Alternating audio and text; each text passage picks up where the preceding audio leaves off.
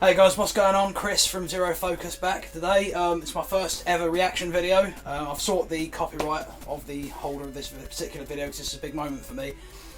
Last week, as I'm recording this video, the long awaited, thought to be completely extinct HD version of GoldenEye from the N64 that was meant for Xbox 360 Arcade, I believe.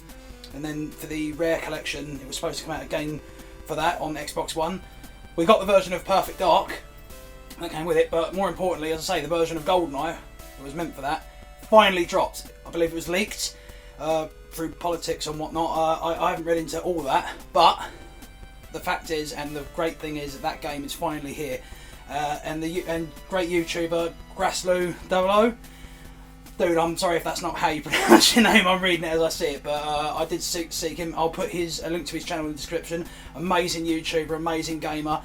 He's always rocking speed runs and gameplays on GoldenEye on the N64, like modded levels, all kinds of different bits and pieces like that. If you're into GoldenEye, if you're into N64 gaming and Perfect Dark and other first-person shooters, hit up his channel, Grassloo00. I'll link his channel in the description.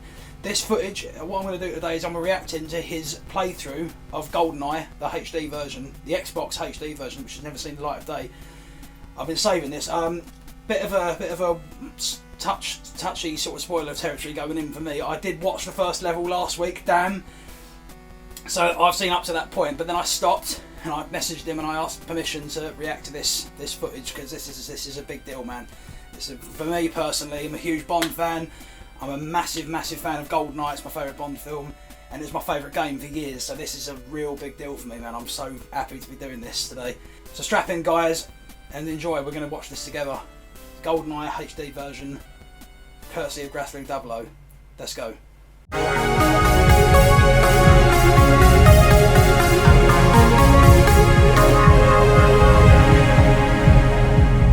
Okay, man, here we go. That's awesome, man. I don't know if that was added as an afterthought. That's incredible. What a great little detail. Probably going to insert a clip of from Goldfinger now. Music's still the same. As I said earlier, I've only watched Damn. I didn't watch this opening sequence, and already that character model is completely updated. Because when the HD version of Perfect Dark came out, we got the all the character models were completely redone. See, this is a closed beta. Oh look, so none of the guns appear here. So in this opening sequence, but look at the texture changes. That's awesome. It's like when the HD version of the original Halo came out on 360, you could change the graphics backwards and forwards, which is a cool feature. You can't do that with a Perfect Dark, with the version of Perfect Dark that came out. They did the HD version of Perfect Dark, which is about 11 years ago now. That's pretty insane to think that. I rebought a 360 a couple of years ago just to play that. That's the draw of these games, man. See, odd drop. They all look really like their film counterparts. That screens are nuts, and there's no file selection. You just go straight to here, which makes sense because you'll be going from a hard drive.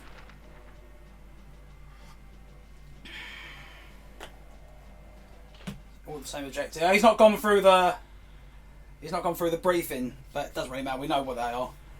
Already you can see, right, there's no full draw distance because they've removed all that smog. The trees still look a bit wooden, mind you. That's what I noted more about this thing. There's complete draw distance now, which is a really impressive feature because for years and years, like Silent Hill on the PS1 was a big candidate for this, like because they had they put the fog in to hide the fact there was no draw distance. Same in this, you can only see a few feet in front of you. But now it's going to be interesting when we get to the surface levels later, both surface, night and day. It'd be really cool to see like how far it can see off and how far you can see guards from. You'll be able to make some really good record-breaking shots in this, I think. All for PP7 looking a bit more real.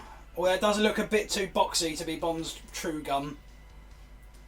But that looks all pretty much the same. In the hand details, you can see the knuckles and stuff in the hands now, which I really like. They've gone to town on this. God, this looks amazing. So for fans of the movie, I'll be referring to the movie and back and forth several times as we go through this watch along. this is the pre-title sequence of GoldenEye. Obviously, the first 3 levels are, and right away the colour palette has been kept in with keeping with the film. If you watch the pre-title sequence of GoldenEye, it's very desaturated. It's set in 1986 during the Cold War, so it looks cold as well. It's really blue and sort of like the colour's really been washed out of it, which is similar here. They've kept that same colour scheme and the same kind of mise-en-scène around this area. So we've got a lot of blues, concretes, and they've added a lot of details. A lot more trees here than there were in the original, because I believe the top parts of the mountains there were cut out in the original version, which is quite interesting to see. They've dotted lots of trees around. There'll be a lot of empty space in this, because obviously, as I keep going back to the draw distance, they didn't have to add as much detail. It's going to be really interesting getting to the later levels of this and seeing how much more there is. Okay, yeah, guard's a lot easier to kill. He always makes a run for the alarm. Piss easy to kill him without any draw distance, though. Is it just me, or does that tower look smaller than it used to? I mean, it might just be because it's like better graphics, but it looks a lot shorter. I don't know, maybe Pierce Brosnan's grown a feet or 2 in these years. Who knows? Okay, there's a general through here with a dust of eye. I've kept that. I wanted to switch weapons. I want to see what more the other weapons look like, because the guns are already way more detailed. Oh, there's actual words on the screen now, like when you install the modem on the monitors. It used to be just like green lines of text or code or whatever it was. Now there's words. It'd be nice to get a close-up of that. It's probably all the designers now. Yes! Now, here we are. Lots more trees added there. All of that will be completely obscured. You can see clouds, mountains off in the distance. That's marvellous work. It's not just an upscale. This is a really, like, completely reskinned... Look, you can see down the shot. And to the island! That was a secret in the original GoldenEye on the N64. That island, you couldn't reach it. I believe it was part of some objectives that have been deleted. Quite sort of late in production. They took it out entirely, but you could still get there using clipping. I think it was like a technique or like a cheat with an action replay. It's a shame they didn't re-add in like the objective where you went to the island on the boat and stuff. But that's cool. You can see it. Okay, yeah, the K7 Soviet. Already looking a lot more like the actual gun rather than a stick with a rubber on the end, which is a lot of people made it out for years and years. Of course, Bond uses it in the film as well, the Soviet, but it like runs out of ammo really quickly at the end when he's shooting at Trevelyan. But then when he's in the archive, he's got unlimited ammo, as in a lot of Bond movies. But yeah, looking good. There's a lot more textures in this underground cave as well. In the original, it was just like matte green and blue, lots more detail. It actually looks like algae sort of growing over the walls. It's right next to the water, so you figured it would. Nice touch there. And you can see the crates have now got Russian writing on them, as they would during this period. Remember, these first 3 levels are set 9 years ago, so the rest of the game is set in 95. These are set in 86 during the Cold War still. So the scenery is looking good already. Really winds me out, Grass, man. Like, Grassloo, I've watched loads of his... you should really check out his channel. He does amazing like runs where the enemies have all got rockets, gold RCP-90s as well. The man's a machine, and it reminds me of how easy he makes this game look, dude. I mean, struggling back in the day on N64 to complete this game on 008. I think I only ever did it once back in the day. It's a fucking beast. And Perfect Dark is even harder. Oh, the explosions are epic. Look, that's so smooth, because being on the N64, this game really suffered with lag and stopping and stuff. If there was too many explosions at once, as did Perfect Dark. That's seamless. The explosions flying up like that, and they look a lot smoother. Like the inner fire and that looks great. Look at the little island. I love they didn't take it out. They kept it in there as a little tease. But there seems to be like a beach or an outcropping around the side of like where the trees are. So I'm wondering, could you maybe clip through the wall and someone will mod it. Someone will mod it. They'll get to the island again on foot. I can't get over the graphics, man. Like the shadows are a lot more detailed as well. Like the contrast there is really nice. Even the alarms. Because N64 had a lot of flat textures that were just put over the top of the polygons. What would be really cool is if the lips moved while the dialogue comes up, but that won't be like that because that's not what happened in Perfect Dark. And that's, damn, and you can see all the way to the bottom. It's like the film. Oh, mate. Look, oh, that character model is awesome. You see the straps on Bond's, like, bodysuit there? It used to be just completely matte black in the original, but there you can see the straps and stuff, and that's so accurate to the film. Oh, amazing. Seeing right down makes a hell of a lot of difference. That's amazing. Brilliant. So, facility. Everybody's favourite level.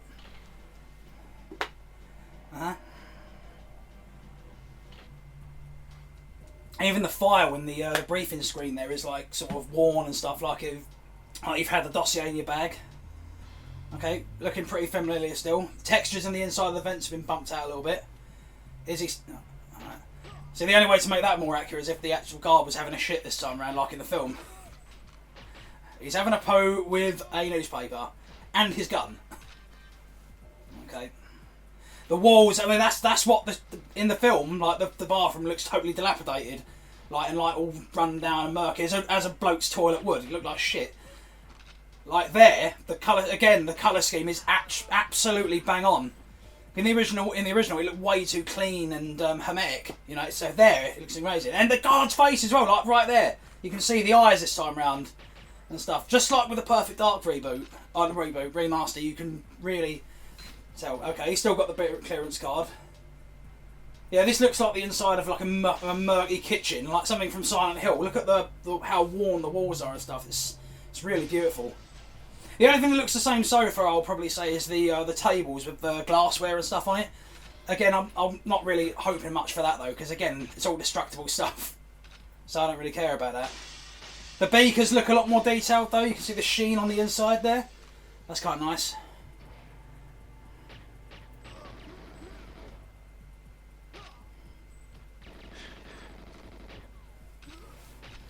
There it is. No body armour though. So I do know that I think what was it, the Japanese version of this game speedrunners use, because you get body armour in 00 Agent. Obviously that's obviously been patched out of this version. I see.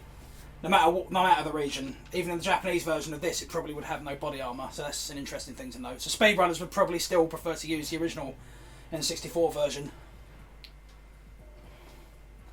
Music to this level is epic, man. Like, it's been used for years and years and years and all kinds of things. I mean, I've seen fan edits of the actual film with this music put over. It's pretty cool. Consequently, I've been working on a fan edit for GoldenEye for quite some time on my own, which I eventually plan to finish. It's flawless. I think if that was me, I'd have got him killed immediately in 00 Agent. Grass, you sod. You're too good at this game, man.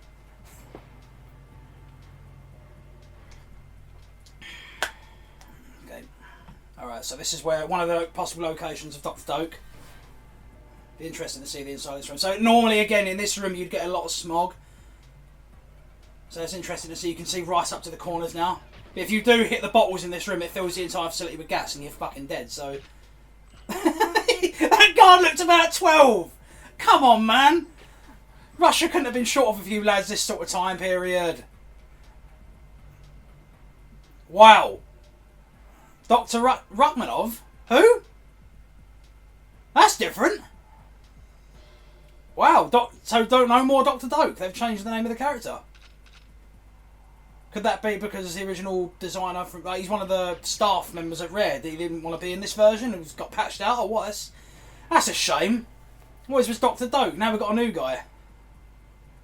Very realistic facial textures though. I mean, again, if these facial textures must be based on crew members who worked on it and old crew members from Rare and stuff, just like with Perfect Dark in the original. It must be. They're so well rendered and detailed. They must all be based on real people. But they are using a lot of the same ones. There's that 12-year-old lad again.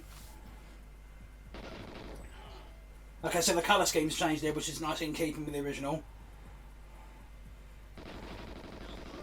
Shadows are lovely. The shadows are really like dark in this. In the original, they were sort of a bit murky, and there was a lot of polygons in the shadows. They were nice, deep, dark shadows there. So there's a real juxtaposition between what you're seeing in the light and what you know. It's really, they've done a fantastic job with the lighting scheme in this. Okay, yep, get those two. Surprise, guys. And you can see that murky green in the air as well. They haven't gotten rid of that. Because that'll be hidden in all the draw distance. You see like a green... beg your pardon. Be like a green smog. It's really cool that that's still there. Let's get a close-up of Trevelyan. Because from that opening sequence, he looked exactly like Sean Bean. Done a good job there. Get up in his grid. Let's have a look. Oh yeah, he's looking a bit like Sean Bean. Of the era. Like, so it's the sharp Sean Bean, just with shorter hair. Complete bastard. Yeah, he's not looking quite as much as Sean Bean looking as Bond looks like Pierce. Look at Bond's hand! There's even veins in the hand, man. That's cool. And the watch is looking a lot like an Omega as well. There's no brand name on that because I wouldn't have been able to get Omega products in this. But it looks the bollocks. The bezel and stuff even looks like the blue. It's the same colour and everything. Man, they went to town on this. It's amazing. And we're just getting started.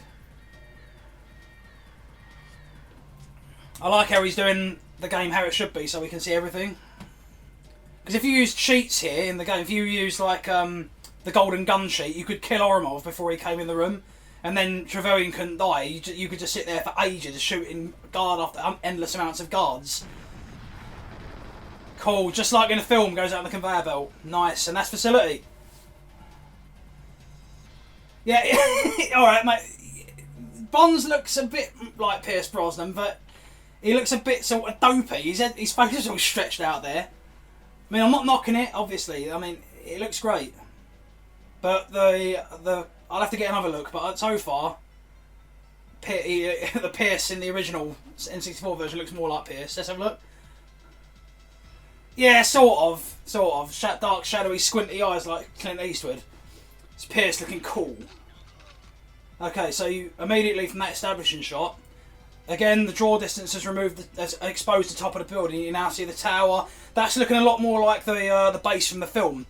Because you see a wide shot of the base in the movie before it gets blown up, like the miniatures done by Derek Meddins and stuff. So that's really accurate. It's a lot more faithful recreation now that the smog's gone. That draw distance, now we can see. Oh, the box was gold! Because every box of ammo in the original all looked like just the same green box, like military style, but that was gold. So is what, throwables in gold boxes? We'll find out as we go. Tank's still there. See, like the tank's a little bit more detailed. You can see the etching around the barrel there. Nice shot. Love it. Grassy, smooth bust. Look, they can see right. So they've removed the rocks at the end of the runway now. There's just a tip, like in the movie. There's a tip off. In the original, there was just a wall of rocks blocking you at the end. Now that you can see right off into this, that's glorious. Man, that's what looks way more like the film now. It's lovely. Minus the trees underneath, but that looks gorgeous. Look at that! Look at that distance, man. That's the scale and the scope's been ramped up massively. I love that. This is a superb upscaling. Oh, that's cool. You've got like trees around the Gatling guns now, so it's not as easy to see them. So yeah, if you draw too many guards around, they can blow the plane up and you're screwed. That's good. I love that. So it looks like a Tetris set on top. Like it's very blocky, but the building looks like it should. Except as in the film, where's the dam Bond jumped off of? He jumped off a dam, and now suddenly he's on top of a cliff. It's a mistake worth noting. Cool, don't run the plane over, and he's done that, and we're off. Nice. And he takes off the opposite way. I think in the original it was switched, so you were flying towards the building as you took off. They've switched it around the right, so Bond now takes off the right way. That's a really nice change. More faithful to the movie. So far, so good. Right, here we go. This is what I'm waiting for. Surface, part 1. Oh yeah, look at the mountains, man! Oh come on, it's like something out of Red Dead Redemption 2. Like when you're up in the Grizzlies in Amberino, you can see off. That's beautiful, and there's a fence. That's new. Makes a lot more sense to have a fence there, because otherwise, in the original, you could walk straight up towards the trees and show that just a flat texture. That's glorious. Oh, it all goes round in a circle, so you go out around. This is great, man. So you can see your objective from there. It makes sense. There we go. Yeah, you can see your objective from there. Guys, if I'm talking too fast, I do apologise. I'm just so excited to be watching this. Grass, you've done a public service putting this out there, man. You really have. go subscribe to his channel immediately, because more GoldenEye runs coming with this version. I'm all game for. Go subscribe to his channel immediately for more GoldenEye runs, so you can keep bringing us stuff like this. I'm gonna try and slow it up. Sorry. Oh, the sniper rifle's wicked. It's a bolt action, but makes no sense because he's not pulling it back. But it still looks cool.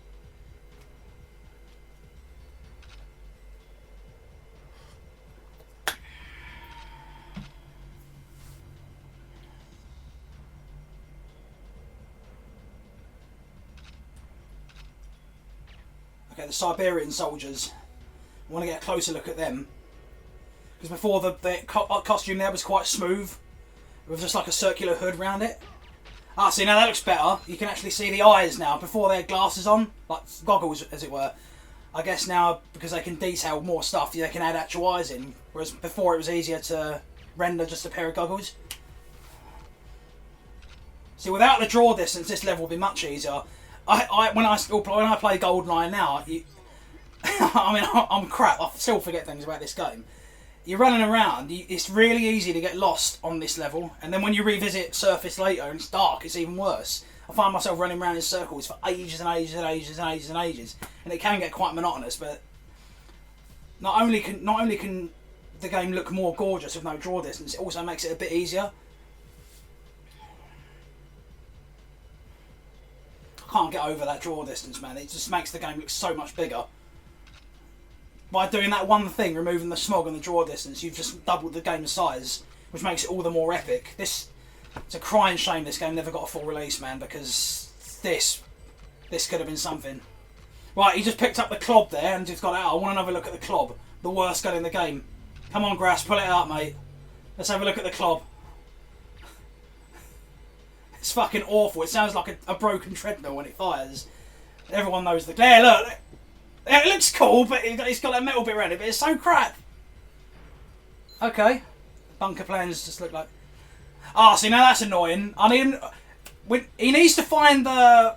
There's a table in Surface, or it might be in Surface 2, where famously it's got like a couple of little model cars on it, and if you shoot the model cars, they just explode in a big ball of fire. So I want to see if he can find those again, if they've kept that in. Nice. See, one thing of note, I haven't noticed whether it's happened or not so far, because I've been so, like, boy. But, in the original GoldenEye, when you knew someone was dead when they dropped their gun. So far, I don't think we've seen that. No, sorry. Yeah, when you killed someone in the original GoldenEye, they dropped their gun, that's how you knew they were dead. In Perfect Dark, they changed it so you could shoot the weapons out of the guards' hands and disarm them. I don't think they've added that feature in this. I think it's the same deal as... They just keep hold of their gun until they die. Yeah, because he shot him right in the hand there, he'd have lost that. See, this makes... There's a lot of sway still, that's accurate. The N64 was like really good for that with shooters. Like, because in games previously you could fire a sniper rifle standing directly upright and aiming around like this. Whereas in this, you had to be ducking down first. And then Metal Gear Solid around like the same sort of time had the Pentazam and things like that. So they went into like more realistic terms of shooting where you'd be trembling and stuff. Of course, Bond's aim would be trembling all the time because the motherfucker's got an alcoholic's handshake. Ah, okay. So, oh, is that the grenade launcher? Oh, sweet. Actually, it looks like a real grenade launcher as opposed to a boob on a stick. Nice. Shot the grate open and damn it. And the grate stays there as well. It doesn't disappear into the abyss. Like it. It's fucking huge on him. It's bigger than the character model, but that's epic. See, that vent is hidden away a bit more because you can't see it in the draw distance, and it's a bit further into like that alcove. It's a bit easier to see. This has definitely been more accessible for people who've never played the game before, so they succeeded there. Okay, on the bunker part 1. Nice. Again, if you're a fan of the movie, that is the exact sort of lighting scheme that's in the film. And that's glorious, like that blue and purple sort of lighting. That's beautiful. It's way more subtle and less in your face than in the original, where it was just one tone of colour. The lighting's absolutely superb in this version. See, this level and like Bunker 2 later on is notoriously one of the hardest in the game. But the guards can shoot loud guns all they want. If Bond fires a loud gun like more than a few times, guards in other rooms will hear it and they'll come running, which is a really good feature for at the time when the game was released. So that, oh man, this game, I love this game. Sorry, gushing because it looks good. I should be reviewing this. Colour scheme's on point though. It does look a lot more like purpley sort of blue you'd see in the movie, like for these industrial sort of looking bases, like Soviet bases and stuff. Because this is set before the film still, I believe, at this point. Because in the continuity of the games, Bond's come here to copy the GoldenEye key. But in the film, Bond doesn't come here. But they've used this for 2 levels here because they had to create more content, obviously. Still looking good. The mainframe computers look a lot more like computers as opposed to sticks this time around. I love that as well. The GoldenEye door there. In the film, that's where the GoldenEye key is kept as well. And it's mirrored and sheened in the movie, and they've done that there as well. And you can see the reflection of the video screen in it. Okay, get up close to Boris. I want to see how much like Alan Cumming he looks. GoldenEye key, okay, yeah. Shoot the camera, quick. There you go. Don't want an alarm now. Okay, they don't look quite like the actors, and I suppose that was probably to avoid like paying royalties to the actors or having their approval again, because if you put an actor's likeness in a game, even after all these years, you'd have to get their approval again. So they look enough like them without, so you know they are, but enough so they could get away with it, I think. Still, it's a good job. And his Hawaiian shirt is a lot more detailed this time around. In the original game, it looked like something an artist puts his like brush out on. Okay. So yeah, that actually looks like a mainframe computer now. It types in knockers. It says on the screen when you've equipped like something from your menu, the data thief. That wasn't there before. That never used to be there. You used to have to go into your watch and then pan across to it.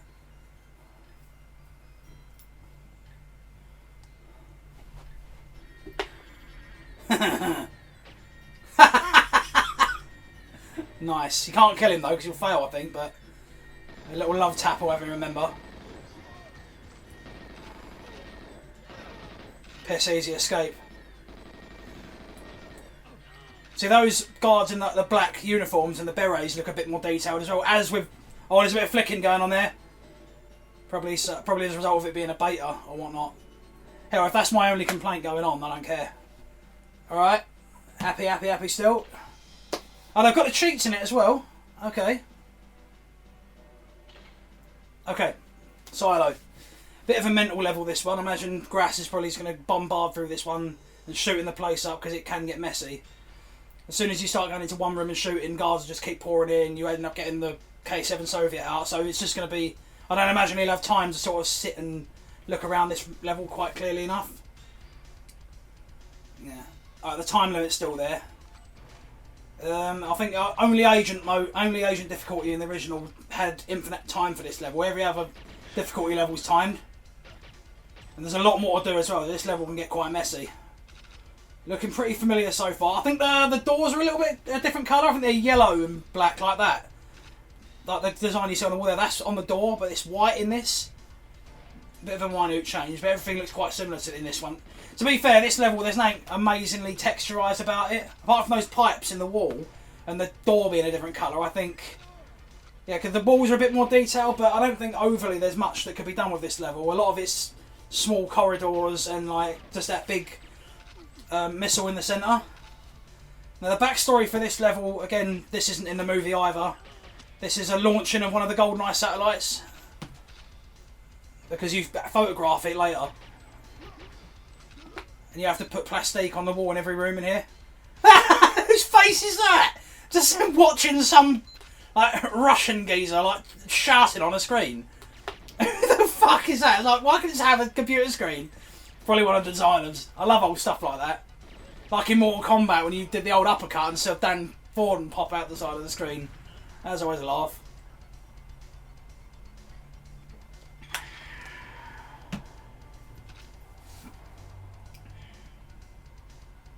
Okay, cool. Again, there's not much more to see in this level because it's pretty much the same. There was no smog in this level, and the draw distance, you could see everything in this level in the original because it was so close quarters. There was nothing to hide with fog. And there was no haze in that either. But although looking straight up, it's a shame that the stylo's not open at the top so you can see the sky.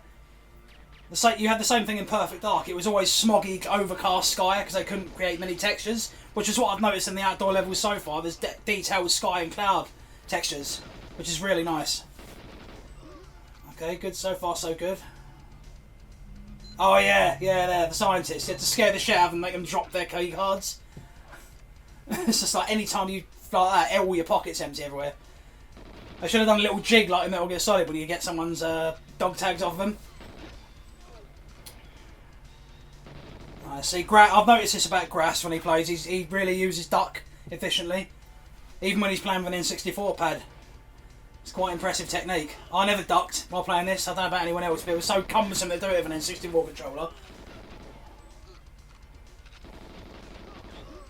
See what I mean? Like, because you having to fire a loud weapon, guards just keep coming at you. Although you could use that to your advantage, like when you could fire around a door with a loud weapon and the guards in the room would come out and open the door for you, so you didn't have to bother with key. He's photographed the GoldenEye satellite. That looked pretty much the same. Again, this is not that... so this is interesting. Here, Oromov shoots at you. Now, you can collect his briefcase, and apparently that was something to do with another objective that got cut out of the game, I believe. And he's still just as fast as ever.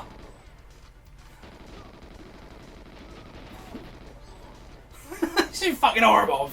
It's fucking speed of light. It's like Trevelyan at the end on the cradle. He's ludicrously fast as well. Oh, I love that in this game as well. Like the old... That's just explosions are much smoother. I love that. See, if that was the original, they would have it would have chopped up and his frame rate would have dropped to 0. And when all the computers were next to each other like that, he had like a domino effect, which looks really nice. Still got the same... All the character animations are pretty much the same. I guess that would have took a lot more work. Yeah, okay. The explosions look way better. There's still that flickering in and out thing, but hey, come on, man. I'm clutching at straws with these complaints I have. Okay, this is the frigate. Now, famously, in the briefing for this, I think either M, Moneypenny, or Q in the briefing says something about Xenia on the top being on the frigate. And apparently she was supposed to be in the game until the last minute. That looks like the boat's floating in mid-air, for starters. The water looked great on Dan. Why couldn't they just put that in there? It looks rubbish. Maybe it's incomplete, who knows, but that's not good. The D5K Deutsche looks pretty badass though. In the original it looked like one black square. You can actually make out all the details on the gun now. Nice. Okay, so he's going straight for the hostages immediately. This is a level where it was not like a linear route. Like most of the levels up until now, with the exception of Surface and Bunker 1, is like one route all the way through the level. Here you can sort of go around the ship, upstairs, downstairs. You can go through different doors, entrances. You can go through the basement first. There was a lot of room for like variety on this level. He's me, play it again, making short work of these hostages, Grass. Well done, mate. I always have at least one die, but it's annoying how good he is at this game. The Phantoms. This is the only level in the game they appear in. It's one of my favourite guns in the game, and they were like pure white in the original. Now they're all one colour. So they've lost a bit of detail on that gun, but it's, again, like the different textures on the metal looks really impressive.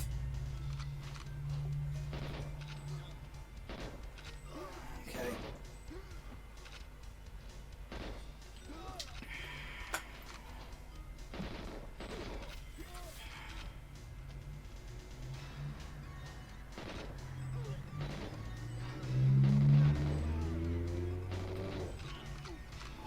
I'm just loving it at the moment. This looks a lot more... I think this is... In the original, this room was like... Again, it was just like a big one layer of light all the way around. There's like actual texture effects on the shadows and stuff this time around. And the guards look a bit different on this one as well. I can't quite place it, but there's something different about them. I don't know if there's like the hats are maybe a different colour or something. The doors look really good. It's like you can see like the mottled areas of the metal on the doors. Because again, the doors on this ship wouldn't be pristine and brand new like they are in the original. They'd look like shit. Like in the facility, there'd be rust on parts of them. There'd be like bits where the paint was popping out from underneath, where rust holes are developing. It looks amazing. The pirate helicopter. So in the film, Moromov and Xenia steal that. That looks a lot more detailed. In the original, it was just one jet black, and it looked like a toy. There's a bit more detail. Grass, why don't you get up close and look a bit more? He's not stopping for anything, is he? I figure he'd get up close and have a look at some of the detail, but he's blasting through like a speed run. Overall, it looks good. I mean, they could have done with the water effects from Dan there, but other than that, that looks glorious. Okay, up next, back to the surface, part 2. So at night time, this was a lot like the draw distance on this was awful in the original. So already you can see off into the distance. That would have been obscured by like black, reddy smog. The music for this level was amazing as well. Proper industrial. In fact, all the score for this game, I've Grant Kirkhope and I can't remember the name of the other fellow who did the score for GoldenEye. I do apologise, on the N64. The sound effects and stuff, a lot of it's based off Eric Serra's score for the movie. Like you'll get that sound effect there, which is a slowed down tambourine. You'll hear that a lot in the Eric Serra score for GoldenEye and in this as well. They really did a good job of the music in this game, which made it sound like it was an extension of the movie soundtrack. Listened to this on loop many times, especially this song.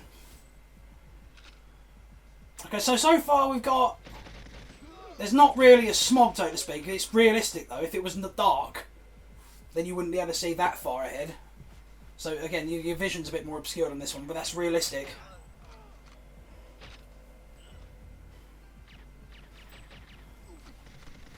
It's fucking stood right there, the clob rubbish. Is Grass getting hit at all?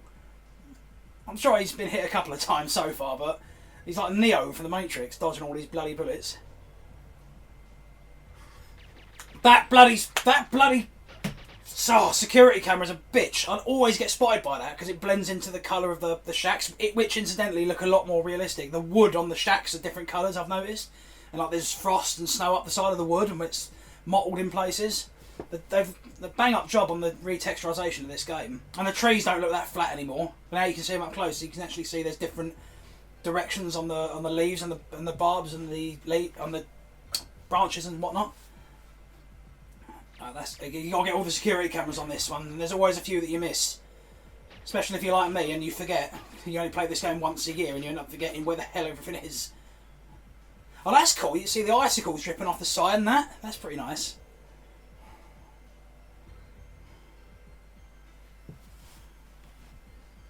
Yeah, see, there's a lot more security cameras this time round. Oh. Does it not come up when the door's locked now? Or is he looking in there for... I wanted to find that table with the little cars on. Oh, it doesn't come up on the screen anymore when the door's locked. It's a weird thing to take up. Because when you go to open a door, you haven't got the key for it, so this door is locked. I don't believe that's popped up. Haha, yeah! Bullet hole still floating in the middle of the air though. Oh, that's great. Even the little model's been... Yes! It still blows up! The little helicopter popped up with C4. It's an anti-theft device. It's James Bond, so everything must explode. Okay, cool. Let them open... Oh, you should let them open the door. So this is the level I probably have the most trouble with when I play, because there's always stuff I forget. Most of the keys are held by like a certain guard that you have to find, and I end up wandering around for ages and ages and ages. But again, if you were playing this version of the game, like with that draw distance eliminated, it'd be far easier to see where you've been, lay of the land. You can sort of like find where you are a lot easier. I mean, that was a problem with the N64 version at around that contemporary point. Even then, oh, that camera's placed a lot lower than it used to be. Although maybe it looks that way because it looks different. Yeah, I've made a mistake many a time of turning that radio on and fucking the entire level up. Nice. Oh, that's good. Again, the dish is nice and big and detailed. Didn't get a long look at it. He's off again. Grass ain't stopping for no one, mate. I thought he might have like wandered around and looked at the textures and stuff. Too efficient. Grass has just blown people away. Okay, cool.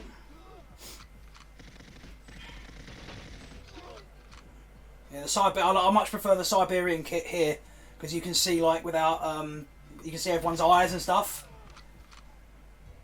So the last objective here is to blow up the Tiger. Oh no, not the Tiger. It's an ordinary helicopter. That's a different helicopter than the original, I believe. I'm sure it is. The other one was in the original. I think was just a reskinned Tiger helicopter. That is a whole different chopper. The big brother, the one you blow up. Bond's doing his smug pose while he gets captured by 3 guys. He was surrounded by way more than that earlier. Okay. Again, good. Looking good at night time. So daytime and nighttime for surface, thumbs up. The only qualm I've got so far, the big qualm, is the water effects on Frigate. Okay, so here we go. If there was ever a time to die on a run of the game, it's going to be control later. That's another hard level. But okay, so the keys look better. You can see that it's actually like a lit up panel. That's looking a bit more like Isabella Scorupco than before. Everyone's got the same sort of flat eyes, like an early hominid. You know what I mean? Like that extended brow. Throwing knives are still there. Go slap him to death. Oh, lovely. The throwing knives actually look like proper throwing knives because they've got that embossed bit at the end. Like, because where you'd hook it and throw it. And the wood on the handle as well. Wow. Who the fuck is that? Is that Stalin? Just flapping about like a South Park Canadian. His top of his head jumping about. Who the fucking hell designed that? That's so weird.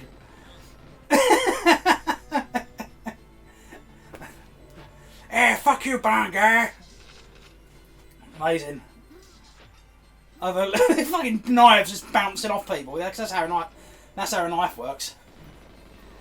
So yeah, the aim in this level really is to trying to go for as long as possible without firing any loud weapons, because once you do, all hell breaks loose. You can get surrounded and mobbed really quickly in this level. So in this level, Bond, you got to go around. You got to get the surveillance tape, open up the safe to get your stuff back. Or no, you can find a couple of silenced PPKs to use, which is advantageous. Other than that, you're going to be going around firing the K7 Soviet, which is just going to alert everybody to your presence. So these, especially in like speed runs and stuff, well, not speed runs because you're just going for speed, but in any sort of run of this game, no death run, the throwing knives are invaluable. You need to keep picking them up because as soon as you start firing a rifle, you're fucked. Oh, that was cool. Like the guys have got like gold belt buckles on. It's amazing how your eyes are sort of drawn to stuff like that.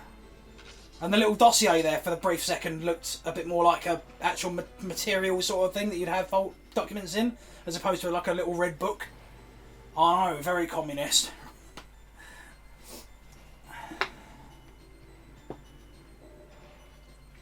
Okay, he's made short work of this, to be fair. Another security camera. See, already you notice differences from the first surface. It's a lot bigger. Right? And the first time you come here, earlier in the game, half of it's under construction. See, and that vent's been covered up as well. Is it still the GoldenEye VHS cassette? Yeah, it is! Brilliant! They haven't changed that. Nice. I like that. That's always been a funny little addition. The film on tape. Which I've got as well, funny enough. I should have had it with me now. Picture in picture. Okay, there must be something to do with the size of the corridors and stuff, because those cameras are looking a lot shorter down than last time. I suppose the height difference has been... Oh, someone saying that the inside of that room looks amazing now, like the arches and stuff, and the strip going down. You're like, that's cool. I don't remember that sort of like being that detailed last time. The archway and the light strip in the centre. The detail on that's fantastic. It's just little things, man, that make it all worthwhile. Okay, I think he's about ready to get out of here.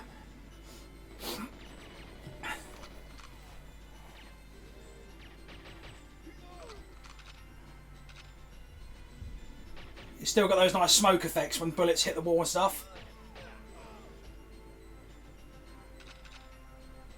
So, oh yeah, the famous kitchen that has fuck all in it except for cabinets. I mean, where's the kettle? In the film, this Hellier goes to make coffee. He could at least put like a little microwave on the side, or like a little oven set or something. You know. Here we go.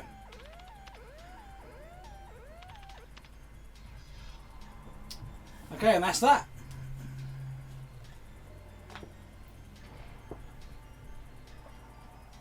Not one death. Well done, man. And I notice how like the helipad is now enclosed completely where it was open earlier. Love it, love it, love it. Okay, this is the level I've been waiting for. Statue Park. Now again, in the original, draw distance came into play an awful lot here, as did like the sort of darkness. But there were a lot of places in the Statue Park level that had different coloured lights flashing onto, like, for display purposes. I'd be interested to see the display here. Okay, already those statues. Oh, look at the sort of like the moulding on the side of the rock there. That's all different, and it looks a lot more realistic as well. The light. There's a strip of light there. That's really dark. What? Oh, that is really realistic. And the strip lights are sort of like giving... The light is playing off onto stuff. In the original, lights didn't really work like that. In Perfect Dark, if you shot lights out, then the room got darker. This is phenomenal. This is the best lighting so far. Oh, yes. I guess they had to put it dark like this, because if you could see off into the distance forever, you'd see off forever, wouldn't you?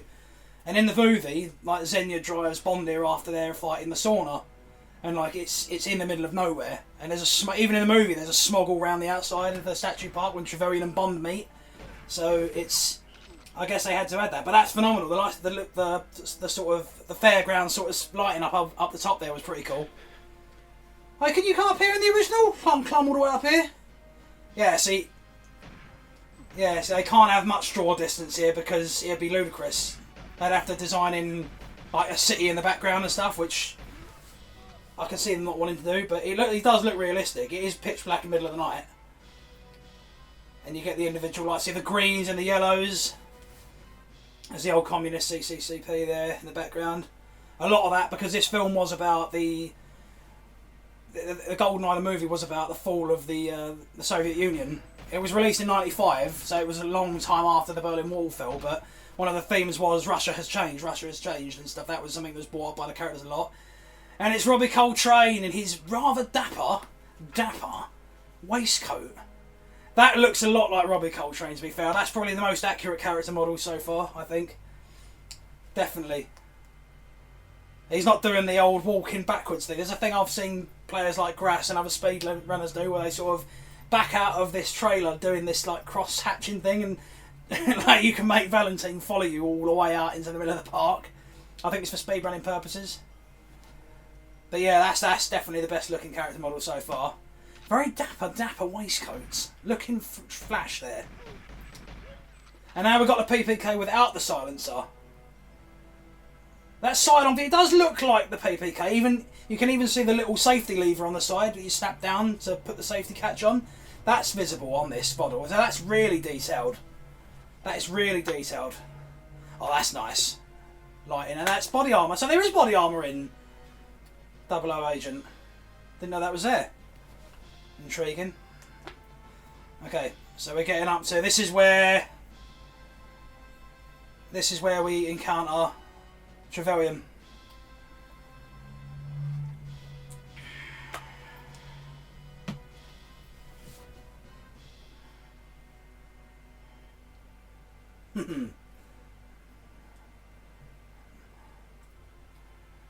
Yanis, it takes for him to say Alec before we see it.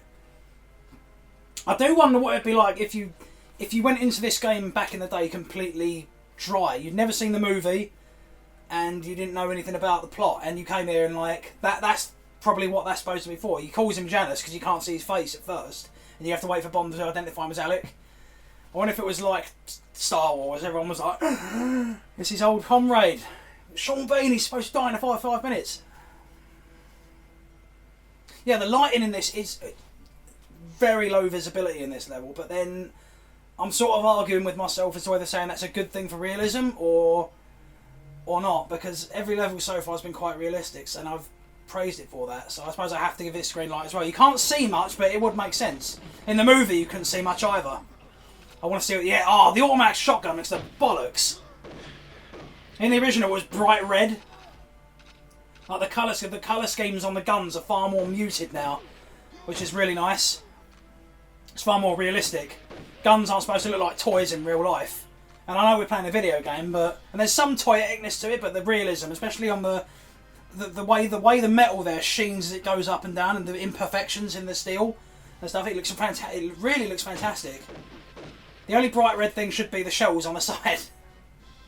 So that was a cool feature about the automatic shotgun. If you was carrying it and you only had 5 rounds, there was no shells in that side bit. As soon as you picked up ammo and reloaded, it would drop back up in the shop with the shells in. Which was that was pretty cool for like when this game came out, to have those little details in there. And they've kept that. The muzzle flash stays on the end of the gun when some people look, that's got to be a glitch, surely. There's a muzzle flash painted on the end of the gun. It's like a Batman. It's like Batman and Robin. It's like firing it off. It's like bang, zap, bomb. It's fucking Batman and Robin, brilliant. I love that. That's perfect. That little strip of light, play off there. So now we get the Tiger. This is almost like what happens in the film. In the film, Trevelyan puts Bond and Natalia in the Tiger, and then it blows up to Kingdom Come with them both inside. And then they escape by Bond like headbutting the eject button, and they come flying out. Obviously, you couldn't have that in this game. So it makes more sense for Natalia to just be dumped on the ground by it. So what spot? Oh, look at that! He's got the best spawn location for the flight recorder as well. That's the best spawn. In speedrunning terms, the flight recorder can spawn in about 4 or 5 different places, I think. I don't know if that's an accurate number. It's more than one, and sometimes it can be a real struggle going here, there, and everywhere to look for it. That's the best one. You just walk down the bottom of the hill, and there it is. So Grass got the luck there at the draw. Now, one thing to note: the initials on this gate used to say BJ. In the N64 version, it was BJ. Bit on the nose, so they've changed it. It's now LB, by the looks of it. So I think they probably thought, blowjob. Let's take that out. Oh, look, see, look, he's trembling. Is that Mishkin? It is. Because the actor that plays him in the film is the bad guy from Bad Boys 1. Like, he's got that really good shout. I do apologise, I can't remember the name of the actor offhand, but they've given him the similar sort of beard style, but nothing more. One of the most realistic levels for lighting so far, I think. Absolutely. Okay, now we've got Archives. This is the one I've been looking forward to, because the action sequence from the film in this level, in my mind, is permanent. The colour scheme, I want to see if they've colour timed it like they have the earlier levels. Yeah, see, they haven't gone wrong here. They've muted down that green somewhat, and the walls are a lot more pock-marked and stuff. So this looks almost exactly the same. There's a lot more light in the original, in the film, when Bond and Natalia are brought into this interrogation room. The light is very low. It's like almost like noir style light, and it's through the windows and playing lots of heavy shadows. But here, yeah, it's a lot earlier in the day in this, and we've got a lot more light. It's a lot more realistic. The uniforms are really nice, where you can make out the sort of the little back patches on the pipettes there, and like the brass buttons. Everything about the guards' uniforms has been scaled up a hell of a lot. Even the Soviet star on the wall there to the right. God, I'm just marvelling at all these new textures. Right, kill the spy at once. Go fuck yourself. There we go. Nice.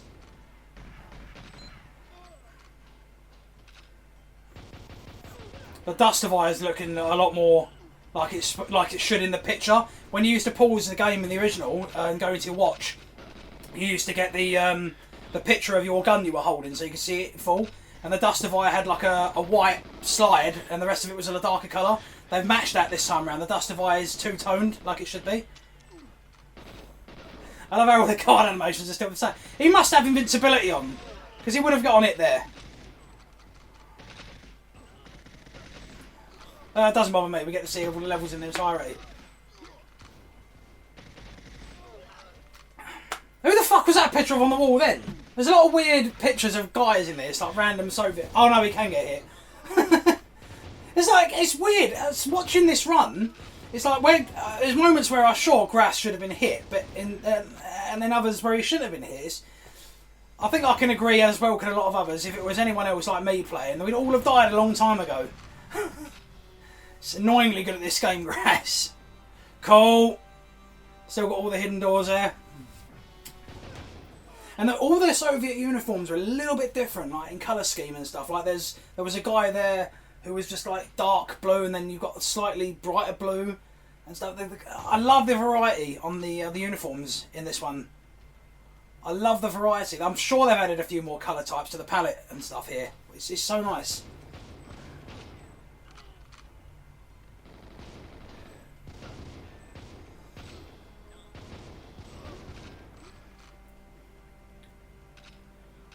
Who the fuck is this bloke? Oh, nice! Look at the shadow play on that, on the fan in the corner in the room. Look at that.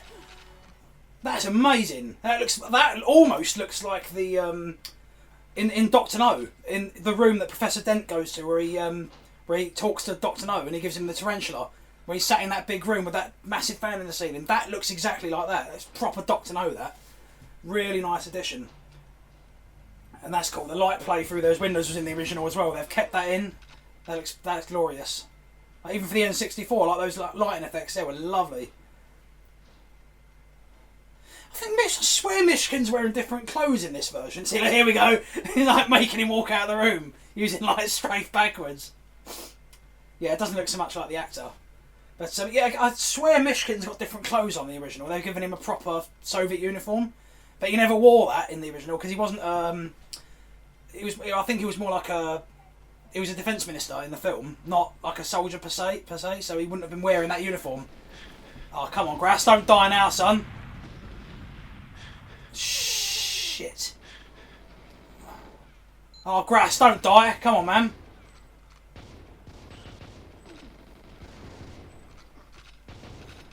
Don't die on Archives. You've already got through like one of the hardest levels unscathed. That was bad luck there, though. Those guards coming from behind. Fair play to you, old boy. Don't run into the loft, you silly cow. Come on. I hate this. You have to wait for her to run all the way upstairs because she's frightened. That's a feature they could have done with taking out. Stop Natalia from running away like a... Look at the way she runs! That animation's crap. In the film, Natalia was a real badass. Like, she was a cut above the Bond girls. She had her own sort of thing going on. She was independent. She was... Again, I'm not going to use the term strong, independent female character because it's bloody cliche. She's a strong character regardless. And that was before the days of all the SJW rubbish. She was a strong character, and then it wasn't to emasculate Bond. There's that great scene in the film on the train where she says, like, don't just stand here, get us out of here. And Pierce gives that real honest look. He's like, yes, sir. It's little things like that. But that was great. Again, that looked quite... There wasn't much new there, apart from the costumes and stuff. But, again, I'll take it. This should be interesting. Streets. In the original, the sky was all overcast and greyed out, which looks a bit similar there. But the variety of buildings you had all around these streets areas should be really nice to see. See, already it looks like a Lego toy town. You got grey building, red building, orange building. Oh, nice. See, that looks good already. Looks a bit... There's some smog here. They have maintained the draw distance smog here. Because in the film, the street sequence, the tank chase, is all during the day. This appears to be nighttime, despite the fact when they escaped the archives a moment ago, beautiful sunlight. And they escaped together, and now suddenly Natalie's been kidnapped. That's a weird sort of like thing in the game. You escape with Natalia, and next minute, oh, Oramov and Trevelyan have got her. Yeah, this looks more like the Gothic quarter of Barcelona, like with the old buildings and stuff, like really run down residential area. It's nice though. I mean, like the variety. You've got some like. It actually, I tell you what, with the better graphics, this looks more like the Venice section from Tomb Raider 2. Like the architecture and stuff is very similar.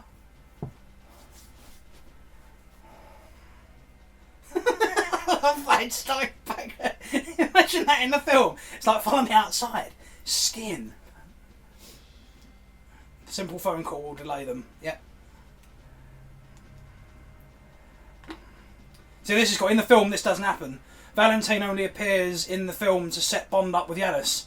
Like he goes there and they have this sequence where Bond sorts Valentine out in the film by saying, "Okay, I'll set you up with a deal. Your man drives the hearse in and gets this money from like a rival mafia firm, and the other guy's arrested." So he sets Valentine up for this money, and in return, Valentine sets him up with a meeting with Janice, which ends up at that statue park. Because Xenia comes, the contact is Xenia, who comes to try and kill Bond at this hotel. And it's that famous sauna scene in the film. And then that leads up to the statue park. But here we've had the levels at the bunker and stuff. Like it seems like the sauna and stuff wouldn't have worked in the game form. It is really good how they manage. On a side note, it is good how they managed to sort of change up the levels in the game to make it fit game-wise. There's a lot in the film that wouldn't work as a game level, but they did a good job there. That sound effect's amazing. So it's like fucking people being put for a bloody grinder. Splat. So no landmines so far. There's a street coming up in a second that does have landmines. The cars, man. The cars look way better here. There's like, oh, here we go. That's the landmines. The cars look way better here. That was like almost like an old style Ford Fiesta back there. UK version or something. In the original, they look like toys that have just been plonked about. So the cars look a lot more texturised than real here, which is a plus. Nice. Yeah, see what I mean? You can even see the fuel filler cap on the back of those cars. Nice attention to detail.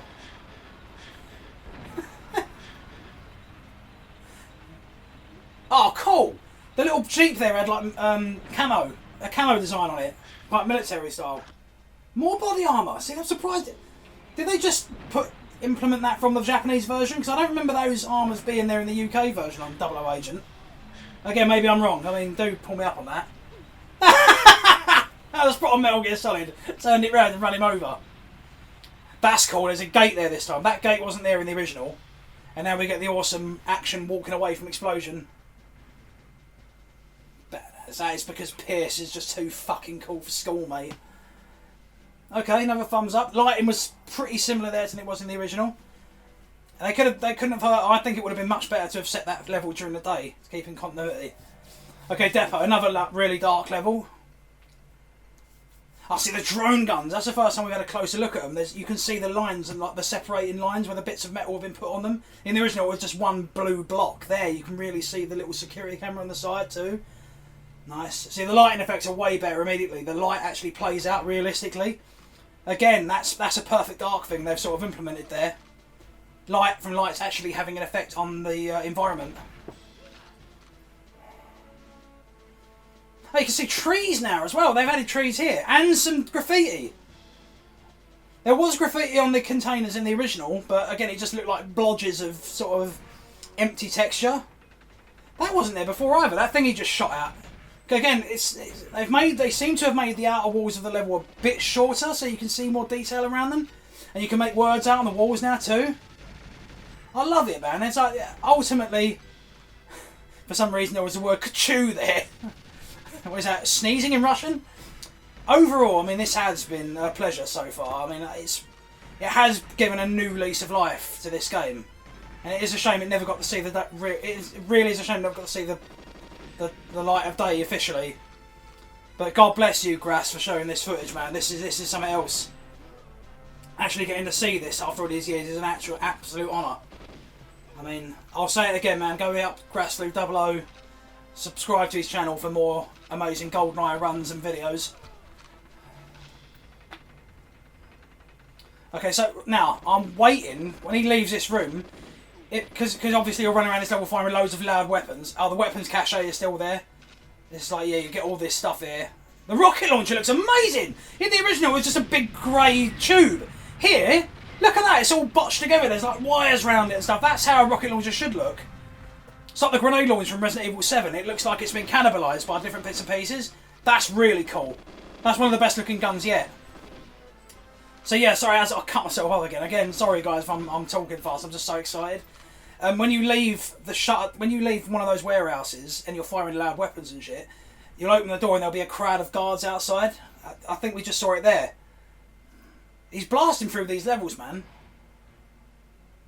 They actually look like blueprints as opposed to just a go blue texture. Even down to those little things is nice. Yeah, Grass is blasting through these levels. Now this is cool. Yeah, getting on this train. This cutscene is actually quite famous in this game because no matter what gun Bond is carrying, he'll use it. He'll fire that gun. So you could go with all guns on. You can use every weapon, and he'll use that same gun. and then pop it in his jacket like that. So that's quite, again, the attention to detail, even back as far as when this game came out on the N64, is paramount for that. Because you'd have Metal Gear Solid around the same sort of time. Snake always holding the Soakum. It's like, well, I wasn't holding that. It doesn't take much to add those. It makes the game more believable with those little bits of continuity. Okay, here we go. There's another time that you're going to die. It'll be right here. Again, in the original, the train had like a green interior to it, and as with the film as well. So the blue, that padding's a bit more on point.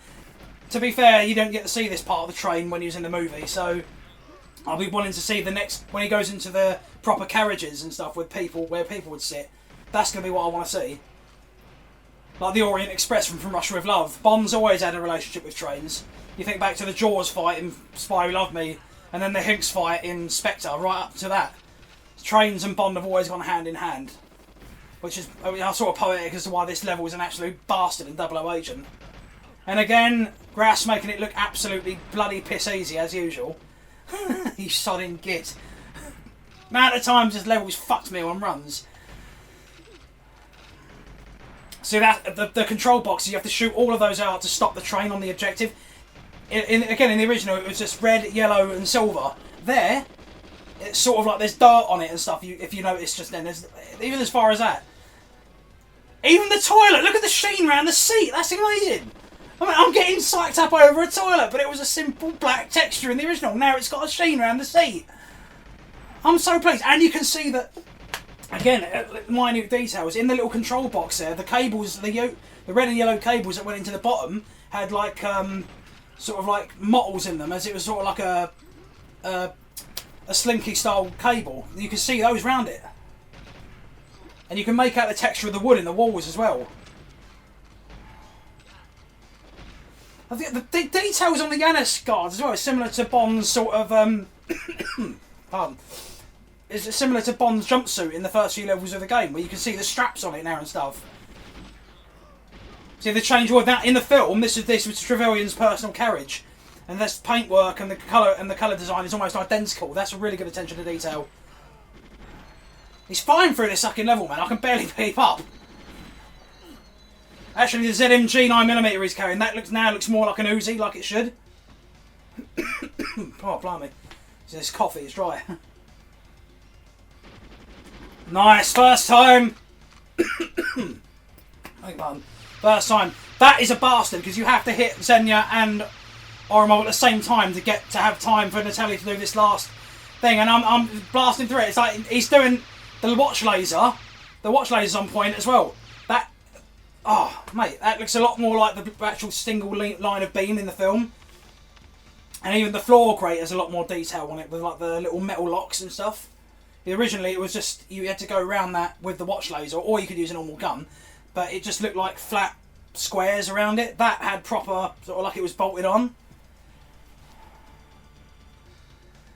See, he's done it so bloody fast, and now you just got to wait for Natalia. I can barely keep up with this. Grass is like basically smashing a speed run here. Amazing. Right. He types in his password. This is just like the film as well. She cracks Boris's password and spikes him. Finds out they're in Cuba. I think more guards do start coming in, which makes no sense because there's a shutter down in the other room. Go. So you have to wait. Normally what people do on this level when they fuck it up right at the end is if you leave through that grate too fast, Natalia will follow you before cracking the password. And then you get to the end and it's like, sorry man, you failed, you have to try again. The train looks amazing. Like there was the detail there. Because again, in the original, completely just one black solid shape. There, that looks like it's made out of concrete. That's amazing. Look at the blue and the purple there. There's actual texture to it. It's only there for a second. In the movie, it's just like one black shape as well. The production crew even called the prop Daft Train because it looked like a brutal murderous thing. It looks like a really cool train. And the detail in there is really nice. Now Jungle, again, much like Surface and stuff, there was the green smog hiding in the draw distance was really harsh in this level. So now we've just gone from St. Petersburg to Cuba in a matter of moments. Already, the plants look much, much, much more realistic than they did before. You can see textures on the pleaves and the rivets in like the palm trees there. They have hidden the sky still though. Okay, you looked up in the original, you could see nothing. It was just canopies above you. Here they've done a similar sort of thing, and they've kept the smog there, but it's less pronounced. It's shot straight into a branch. Like those trees are made out of solid metal. It's like, no, I don't think so.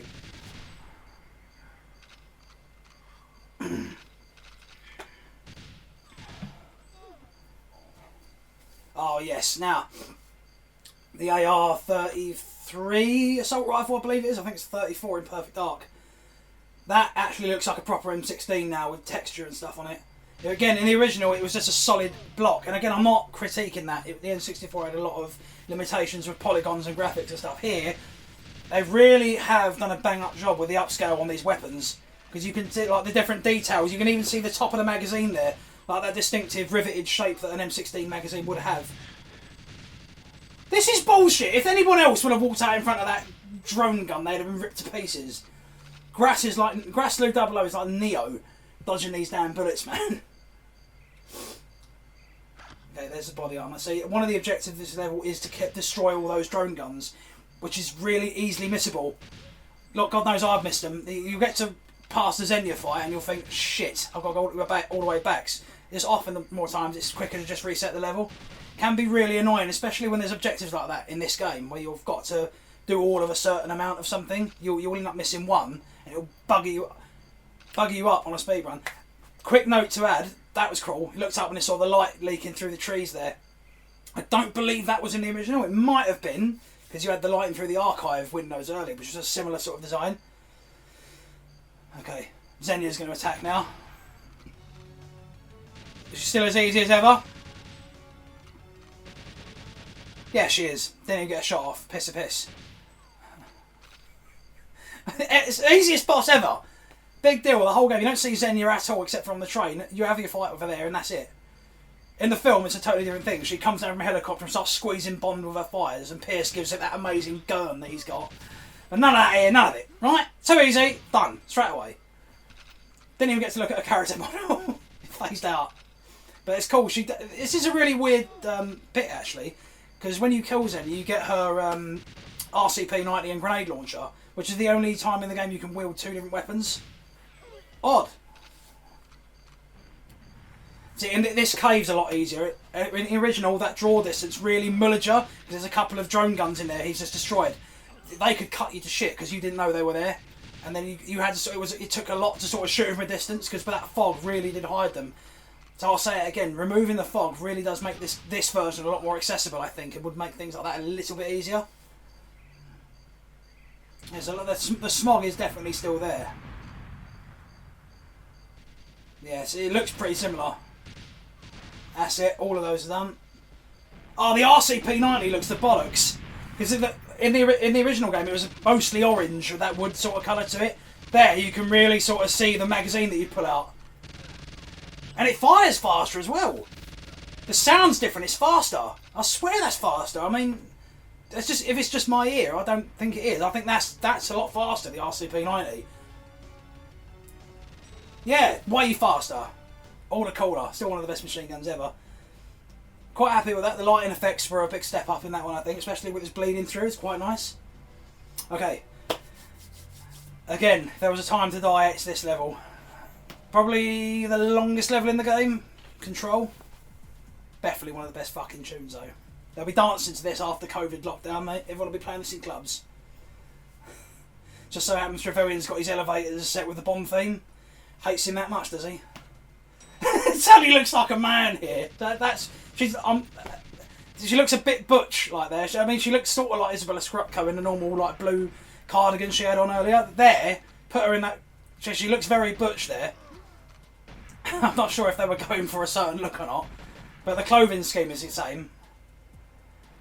The walls here are a lot different. Like in the original, they weren't like this. These walls now look like properly corrugated iron and stuff. They actually got a proper texture to it, and the colour's nicer as well. Like that industrial deep amber and stuff. Now these blast doors, I'll get a closer look at the blast doors, because they were like, in the original it was just a grey, sort of purpley blue with like a little control box in the centre.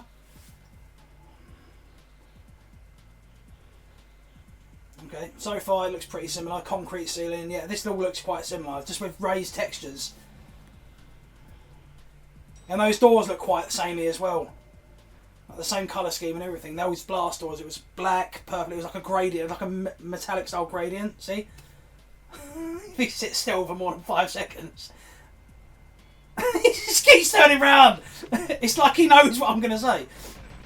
That's cool. They're firing down into that hallway before, like there was a really deep smog and you could barely see the fucker down there shooting at you. And one of the guards in this little bit here always flings a grenade, like there! He's throwing a grenade. Back up. Saved your life, man. Saved your life. Yeah, that was a bastard. You'd like run down here, one of these bastards would chuck a grenade, you'd run back up and you'd blow yourself up. In keeping, so that was a yellow crate as well. So it seems like my theory was right earlier on from Runway. Yellow crates for explosives, green crates for ammo.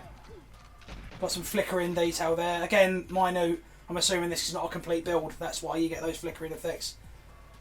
Again, it all looks very industrial and the colour scheme's changed up. There was a lot more greens and blues in this level for the colour scheme before. Now we've got like concretey and stone sort of orange, which fits in. We're in this point in the game / film. Bond and Natalia in Cuba, where Natalia or Trevelyan's base is. So it would make sense. The colour scheme in the film was quite orangey and stuff on the outside, being in a tropical place, Cuba. It was shot in Puerto Rico, but for the purpose of this, we're in Cuba. That is the best yet. In the original, all the glass effects were just one colour. It was like a mirror effect. Here, you can see through all the glass. That's fucking awesome. You can see right into the control room.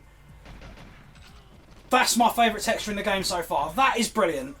Just like in the movie, all of this control centre, like Trevelyan's base of operations for the GoldenEye satellite, all glass. You can see through everything. There's scenes where they're in the control room and Trevelyan and Bond are having dialogue. You can see out of the background like a news studio with all the the bad guys pissing about on the computers and that. Here, same damn thing. Really good attention to detail. That is great. That is great. I love that. It's my favourite texture yet. Bang up job. That's exactly what you needed. Use new textures. Transparent glass, which is something the N64 couldn't. Well, yeah, you did have transparent glass in the N64, but I don't know why they didn't have it there. Those. What the hell was going? Why isn't that drone gun firing at him? Oh, no, he hadn't blown it up. It must be because this isn't complete build or something. Normally, as soon as you open those doors, those guns would go completely apeshit. Okay, so he smashed all those windows in. Making short work of this. Now, this is the bit that makes this level longer. Trevelyan, not Trevelyan, I keep messing their names up. Blah, blah, blah, blah. Natalia comes in here in a sec, and the next part, I think, is about 10 minutes or so. You've got to protect Natalia while she decays the GoldenEye satellite's orbit for this objective. And I think speedrunners to this day are still trying to figure out how to bypass this bit, because you can't skip it. Oh, this is so fucking cool, man! I love just the fact you can see through the glass is just a huge thing. It's a huge deal. Because in the original, all this glass would be like black mirrored sort of texture, and those ones down at the bottom, guards would burst out of it by surprise. So on Double OAs, this level is really difficult. It's like the length of it. Like you can be right near the end and get stung in the arse, and you got to do all this again. It is a real pain in the arse, this level in many respects. I've seen it. This level can kill many a run, as I've watched before. So now you've got to sit here and listen to this alarm going.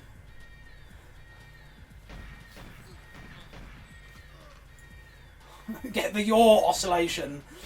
What does that mean? That's just like science crap speak. He was priming a grenade.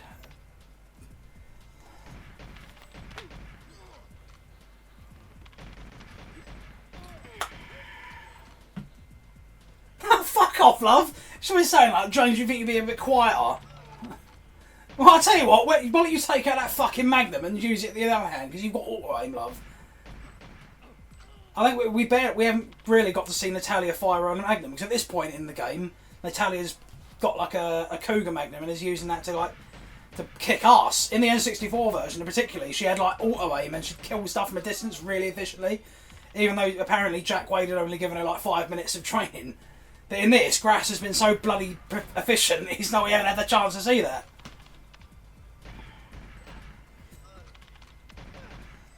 See, something that I thought might have been added from the Perfect Dark like remaster is famously in Perfect Dark the guards have lines of dialogue, like they'll actually talk and swear and stuff. In this, it's just a token ooh ah ooh, like Roger Moore death sound effects from Bond films. He'd always have great sound effects when he's getting hurt, and the guards are sort of like that. I'm quite happy they didn't add like them talking and stuff. I mean, it adds to that faceless sort of quality that the guard, like cannon fodder, should have. There's a step too far that it would be if you remastered this game too much, and I'm glad they kept some things the same. Make short work of that. Okay. So now I think there's a couple more of those mainframes to destroy, and then we're out. I'm just totally blown away by the fact that there's now see-through glass in this level. That is epic. I mean, unless you're of my age demographic when this game first came out, you might not be as really surprised with that as I am. I'm totally blown away by the fact that there's see-through glass in this level. Those are the sort of changes that are worth making in a remaster of something classic like this. It's just so cool to be able to see it all through like that.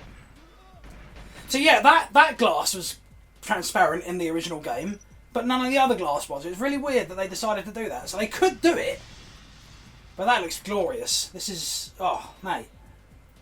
Now this door's open.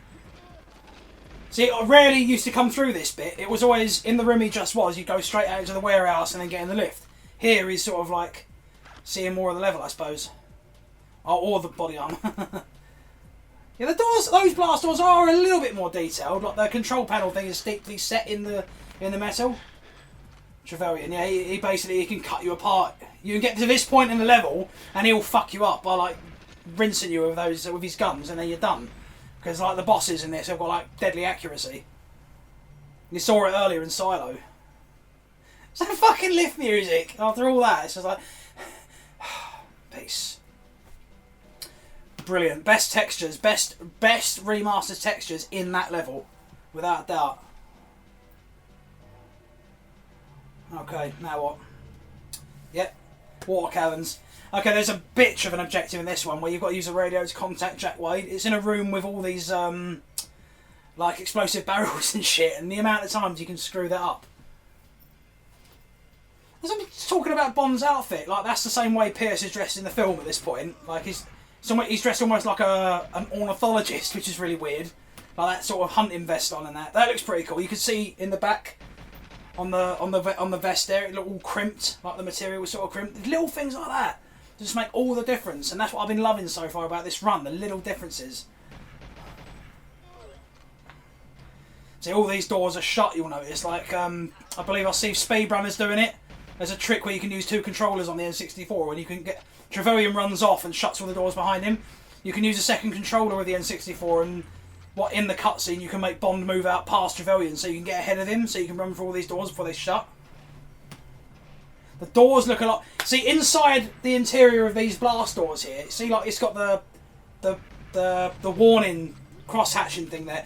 In the original it was all like a white metal inside. That's... The fact that it matches the doors and you've got like the dark interior with the hazard strips. Again, that looks more realistic as opposed to having like a big pure white sort of interior thing. Why would that be there? Scare the shit out of the just deliberately trying to scare this. I got distracted there because I thought that sound was the sound of that turbine, but it's not. It's one of the doors. I thought if they added the sound for the turbines, that's amazing. I'm noticing there's a lot brighter colour scheme in this straight away. Like, not colour scheme, lighting scheme. Again, you can see a lot more. Like, the light plays it off of the rocks a lot more, and you can see detail in, like, the imperfections in the rock walls. And even the walls around the door there are more rusted and more brown than they were before in the original version. See, the door volume's kind of strange. It comes in and out like that. You see that? A moment ago it was quiet. You stood right next to it. It got really loud again. I'm not sure if that is like a bit of an... Yeah, where'd that come from? It must be like a glitch or something. Again, that's probably not the fault with this version. It's probably because it's a beta version or whatnot. Even the ground, like in the original, it was just a black floor as you went up, and like you could barely see anything. From here, you can, because of like the zero fog, you can see all around. Like if you looked back down from here, you could probably see the door right at the bottom. Yeah, see, you can see everything. Just that. See, all that inside of that door bit there looked like teeth. Would have been bright yellow in the original. All you have to do is apply some multi-toned effects to make it look worn, and that works. It's the same reason the Millennium Falcon in Star Wars is so loved, because it's not a pure, pristine, surgical-looking spaceship. If it looks lived in and looks worn, you feel more at home in it, because that's more realistic. You know, that broken future look. You feel far more, but it's more believable to have it looking this way. And you can see the bolts in the metal around the door as well. That's a really nice addition.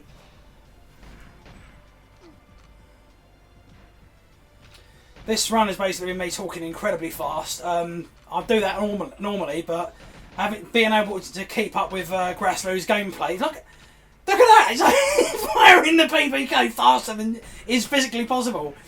I'm having to talk way quicker to keep up with Grass's gameplay, but I'm psyched, man. Watching this. This is an absolute. This has made my year. This has. Timed mine. Missed. Come on, dude. There you go. Second fire. I think, yeah, there's all ammo inside those boxes. Most of that would be the case in most of the levels, actually. And there's a nice addition by Rare to do that. Most levels, if you shot any sort of crate or storage locker out, so weapons or bullets would fly out. It's really handy in 00 Agent if you need those extra bullets. Did he just shoot that guy's hat off? Because again, that was something that wasn't added. Oh no, but it was in this. Sorry, Perfect Dark had shooting hats off and stuff. It was multiplayer in this where you couldn't shoot hats off. So if you was playing in Baron Samedi in multiplayer in this, if you shot his hat, it would be a headshot. So he was a crap player to play as because his head was like double the size. Really strange. Hats came off in single player, not in multiplayer. See the floor straight away. Again, I believe in the original this floor is all just rock floor or untexturized black. Immediately whacking proper metal floor in there is immediately just boosted the entire appeal of the level. See the back of the guys, the Yanis guards here, like their straps and stuff, it does sort of look like they've got parachutes on, which is kind of weird. It does add to the detail, but it's like they have got parachutes on them. Just in case they have to reenact the opening scene of GoldenEye. So this is a level, again, going off slightly again. This is a level that's not really in the film. There's a brief little moment when when Bond and Natalia enter Trevelyan's base near the end, where they climb down a ladder and it's all rocky and stuff like that, but that's all covered in the control level. This was a level I believe added to extend the game somewhat, or to fill in gaps where there should be in the game. So this wasn't a location from the movie. Not in its entirety at least. Anyway, bits and pieces of it look cavernous. Nice. The RCP-90, break it, right. So here you can really fuck up. You've got to get out of the way so that these guys don't shoot the barrels. And you have to also be really careful not to get the barrels. He's done that superbly. Get on the radio and get those because the scientists can die too, and that can fuck the mission up. So that's you have to play that bit really carefully. You sort of have to dodge it to the side, exactly what Grass did. Again, the metal boxes, they look quite similar, but you can make out the biohazard symbol on them and the poison symbol. Presumably they've got gas. Stop. Oh yeah, one scientist died, you can deal with that. I think they let you have 1 or 2 scientist deaths and then that's your lot. So I think he got away with that. It's just the textures on the walls, man. Just make these levels seem like they are changing. This is the deal with most of the levels in GoldenEye. Like, take for instance the jungle mission earlier, fully grassland. And as you get deeper and deeper into the level, it becomes more and more like it's lived in. Like there's walls and then there's a lift door, and then the same thing in Control we had a moment ago. Most of it's rocky until you get into the actual inside of the base. Have the levels evolve texture-wise. Pop. This is the arms folded thing. Pierce's character model. He looks so like disinterested. It's like, yeah, no treat.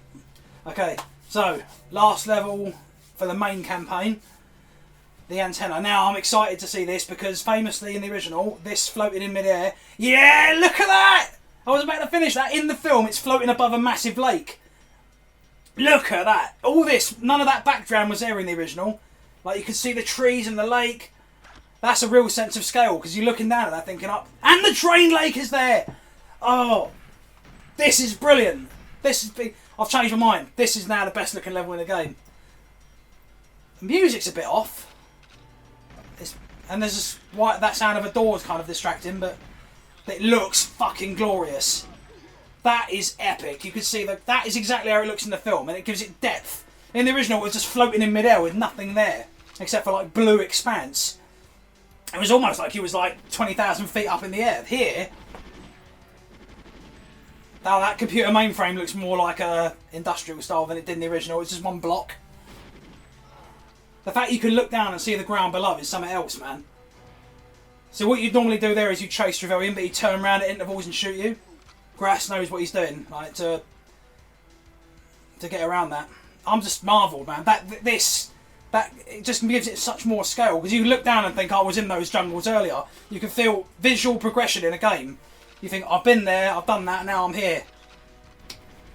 You need to see that. You need to show that visual progression, and that's great. Gives you a sense of achievement. Like you've gotten that far. That's cool. The gap in the floor there. I'm pretty sure that was there before, but that's kind of neat that he fucking like abused that. So you have to shoot. Yeah, you have to take on Trevelyan, knock his health down enough. There we go. Music changes, and now you're ready for the final hit. It's a shame you can't have a fist fight with him like in the original, because the fist fight between Pierce Brosnan and Sean Bean on this cradle in the movie is one of the best punch-ups in cinema history. If you don't know it, look it up. Slap him. Go on. Where is he? Oh. What? For England, James? No. For me. Blimey. He's fucking... There you go. Drop him to his death. Brilliant. Just appeared there. And does he fall? Yeah. Oh, there's no shot of him falling down to the basin. Oh, that's annoying. You get that shot of Sean fall. Look at that. That's way more realistic, man, with the shit in the background. That makes it. The fact they've got the actual surrounding area in shot now makes it. That was epic. Okay, we're going to have... Okay, we've got the ending. Oh, what? Where's the jungle? They're now stood on a green screen. And now we get them to be smooching. Well.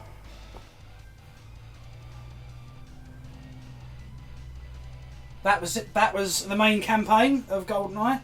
Still got more to go. Obviously, you got the 2 secret levels after this. That was a damn sight worth watching. For all the... I'll tell you what, there was no duffer in that. A couple of levels look quite similar, but... I mean, the upscale textures in levels like Control, and especially at the end there in Cradle. I mean, going all the way back to Dam and stuff, that's... Look-wise, that is a hell of an improvement. And I'll tell you this, if that had been released on the original Xbox 360, we would have been inundated with happiness there, because when the HD version of Perfect Dark came out, I was looking at that game for ages. I spent months literally just playing through it and looking at parts of levels, just marvelling at it. And the character textures and stuff as well. It took everything from smooth game-looking stuff to realistic, photorealistic changes. Like here, I mean... what they should have done was just added them lying down on the ground like at the end of the movie, but again, I'm just cherry picking. That was so worth watching. That was so worth watching. I'm so pleased with that. Bring GoldenEye back, MGME on. Fucking right. Nice little chop at the end.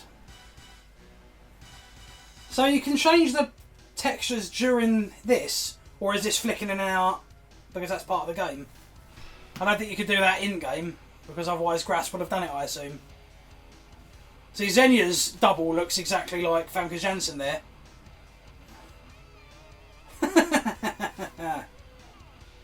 Oh man, I'm so pleased with this. Grassu, thanks so much, man, for playing this and putting it out there. It was a pleasure to watch, and a challenge to keep up with your speed, brother. Wonderful. Just Scientist with a shotgun.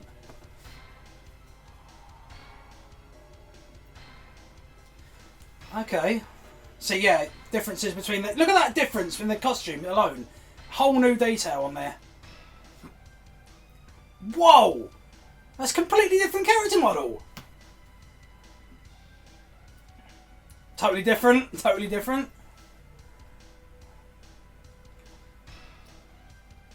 Okay, what I'm going to do is I'll probably skip ahead to the Aztec level and we'll carry on reviewing the levels. Okay, here we go. It's funny how the credit music carries through into the menu again. Oh yeah, that in the original was more orange looking, and again it was that flat stone, sandstone look. This, because obviously now we've stepped out of GoldenEye, we're now in Moonraker. We've got the Drax Corporation, and this is where the end of Moonraker takes place in Drax's hidden base. That looks like the old texture. The door looked like the old N64 texture. It's like they missed that bit out. I'm not sure if they did or they did it intentionally, but yeah, so far this is phenomenal. Like all the greenery, because Roger Moore comes here at the end of Moonraker, and it's like this Aztec temple right out in the middle of the jungle and such. So the colour scheme and the visuals are exactly ripped from Moonraker here. This is really accurate.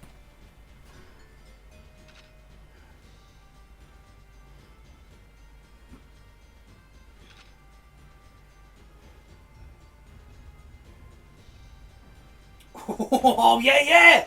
Wow! There's like hieroglyphic style artwork on the wall there, like old Incan sort of engravings. That's fucking cool, man. Changed my mind again. This is now the best textures, and the little purple lights all wired in too, like black light sort of thing. That's fucking epic. Just little changes like that. That's not even a little change. That is a full remaster. They've taken those textures, thrown them out, and added completely new stuff in. So it's not enough to call it Aztec. We're going to show you where it is. And now this is Hugo Drax's most impractical fucking meeting room you've ever seen. It's like, so you can't have a meeting in here and then accidentally decide to launch a fucking shuttle, otherwise it'll blow them away. What are the notepads made out of? Fucking Teflon or something? Rubbish. Right, I wanted to pick up the Moonraker laser.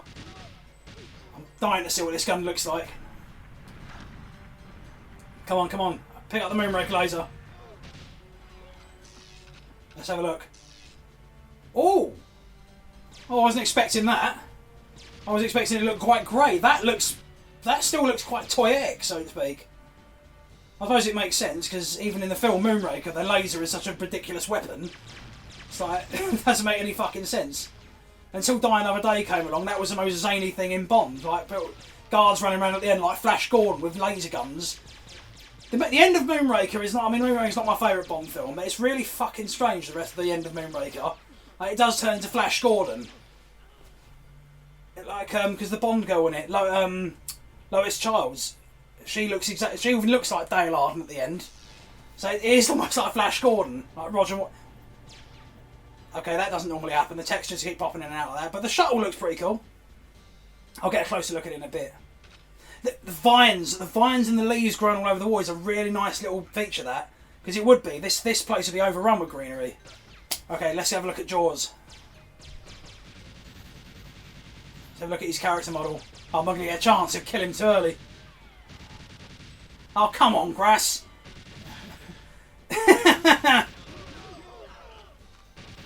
Okay, looking a bit more like Richard Kiel as opposed to last time, and it was just like that big goofy smile on his face the whole time.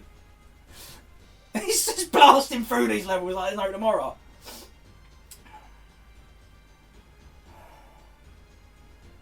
Okay.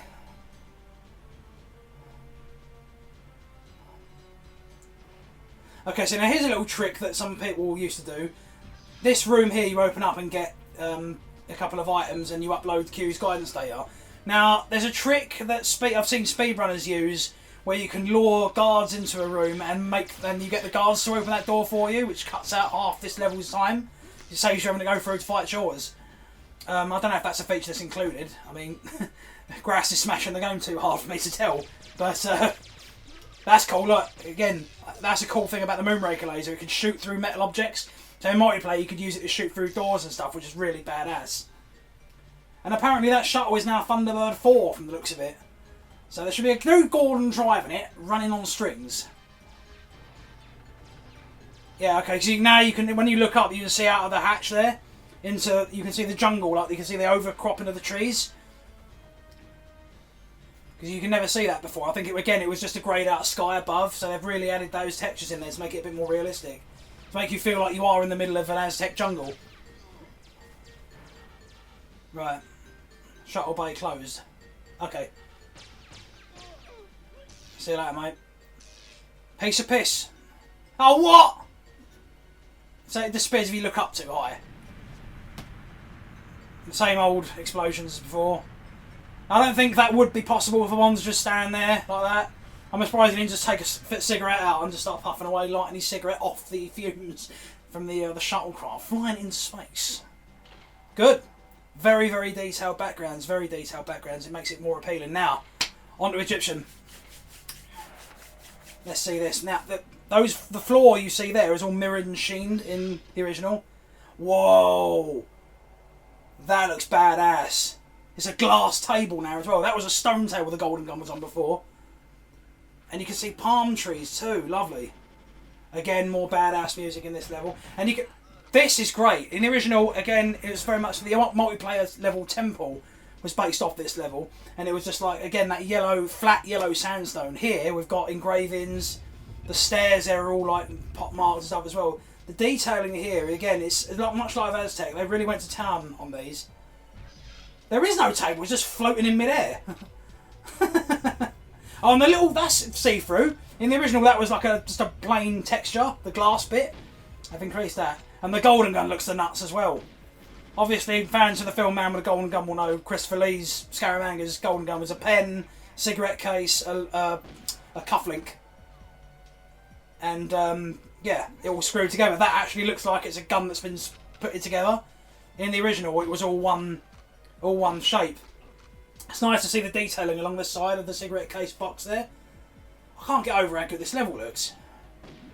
The effort gone to here is amazing. Baron Smeedy making that noise. So this is a walkover when you've got the Golden Gun.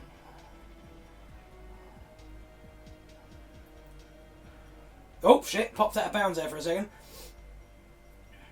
See, the floor looks like it's almost made out of water, in a way. It's a gorgeous level. See, what would be cool for something like this, if you had like a VR headset, you could just walk around the levels and look at them with no enemies and that. Like a GoldenEye tour.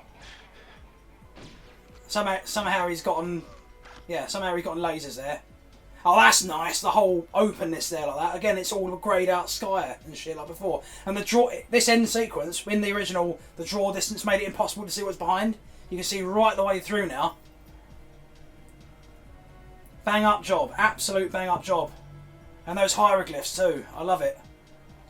God, I want to study all these frames in detail now. I just want to marvel at it. Some of these are almost, you want to have some of these backgrounds as a background on your computer. The most bland face. They should have made Baron Samedi with his big smile on. Because in Live and Let Die, he doesn't shut up, does he? He has that ridiculous laugh. Can't kill him. Absolutely brilliant. I'm so pleased with that. That was so worth watching. Grassloo 00. Again, I'm going to say it one more time. Shout outs to Grassloo 00 for putting this out there, playing this epic upload out there, bringing this footage to light. Because we never would have seen it otherwise. So thanks so much, Grassloo 00.